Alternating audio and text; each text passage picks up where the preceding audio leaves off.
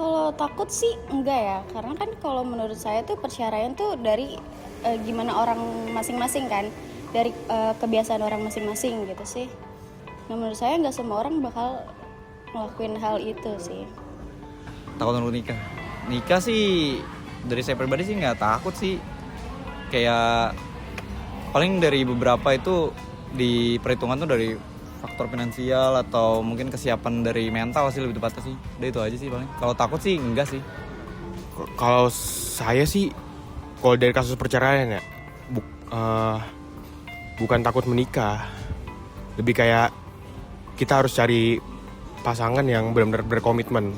Dan apa untuk perceraian sih kan nggak ada yang tahu ya gitu kan. Walaupun kita menganggap kalau pasangan sendiri itu kayak setia banget, tapi kan tidak menutup kemungkinan kalau itu tuh bisa cerai juga gitu kan.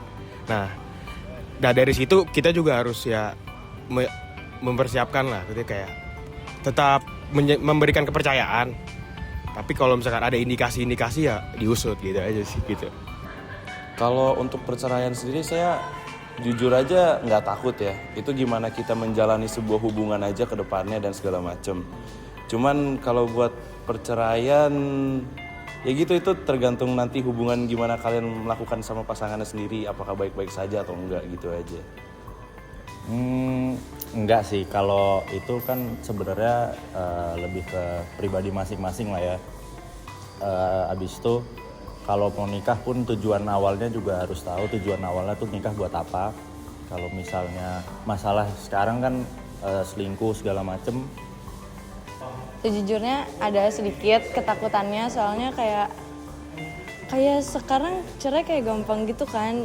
Orang dikit-dikit cerai, kayak nggak pikirin matang-matang gitu aja sih. Ada ketakutannya, cuman kayaknya masih bisa insya Allah, tabarakallah. Untuk menikah sih nggak takut ya, karena kita percaya sama pasangan masing-masing aja sebenarnya, kayak udah ada komitmen dari awal sih. Itu aja sih mungkin. Kalau menurut saya sih enggak. Soalnya kalau perceraian balik lagi ke diri orang yang masing-masing kita yang ngejalanin. Kalau dari diri kitanya kuat sama pasangan kita ya pasti nggak bakal terjadi perceraian. Jujur takut sih sebenarnya, pengen nyari pasangan, cuma ya itu takut putus sama takut cerai doang sebenarnya. Sebenarnya kalau dibilang takut buat umur yang sekarang sih aku belum ada rasa takut apa-apa ya, karena menurut aku emang belum dapet yang pas dan tepat aja, berarti kalau emang harus sampai di berakhir cerai kayak gitu. Menurut saya wataknya sih, tabiat orang itu, kebiasaan orang itu selingkuh jadinya ya gitu dia. Kayaknya karena wataknya sih. Salahnya tuh ada beberapa faktor sih. Kalau dari pasangannya paling emang banyak tuntutan atau banyak mau lah, banyak syarat apa segala macam, sampai pada akhirnya kayak ya udahlah, jadinya kayak menurut saya salah dari pasangannya. Tapi kalau dari tabiat atau tentang tabiat apa segala macam sih, itu balik lagi banyak faktor sih. Kalau nggak dari lingkungan, dari apa yang dia ambil, dari selama dia experience ada di sosial gitu-gitulah.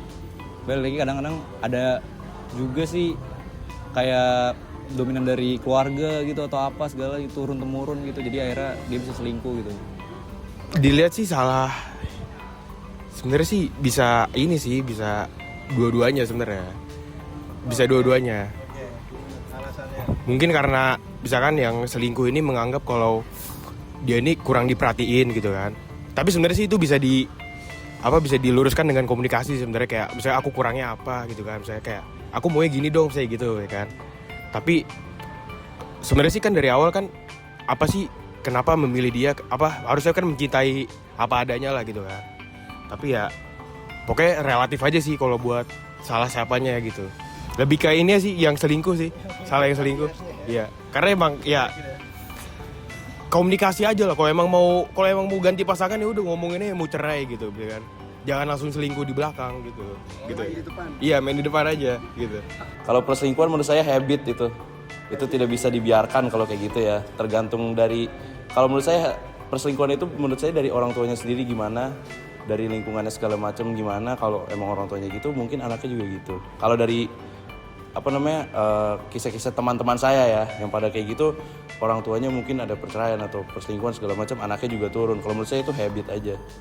Ya itu apa ya, habit lah ya. Habit Pak. Itu mungkin dia pas pacaran itu udah sering-sering selingkuh yang ke bawah sampai nikah. Mungkin gitu sih Mas. Menurut saya sih tabiatnya ya. Soalnya kalau pasangannya emang udah ngelakuin dia dengan benar, di-treatnya dengan benar, tapi dianya tetap selingkuh, berarti kan salahnya di dianya, diri dia yang selingkuhnya ini.